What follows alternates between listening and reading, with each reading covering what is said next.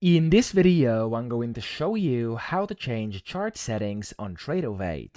Now, the first thing you can do is click on the settings button up top right to view settings, and from here you can basically select how you want your chart to display. So if you want to have the trade mode, if you want to have contract details, and then you have the bar countdown settings and stuff like this. So there's a bit of settings in here, but the main settings are going to be top left of your chart over here when you click on this button to open the chart settings. So here you have the grid. If you click on it, of course, it's going to toggle the grid on or off. Here you have the current position. You can enable this or not. You could use previous settings if you want to. Then you have settings regarding fills and orders. You have settings regarding price levels. And of course, you can show the day volume profile or not. Same goes with market depth. And of course, you can go to current bar, autofill chart. You can do a continuous autofit over here if you want to. Enable it, disable it, or bars only. And then you have the color scheme at the bottom as well, where you can change from dark to light, and of course the mode as well. Now, if you want to change colors of your chart, you can double click anywhere on the candles,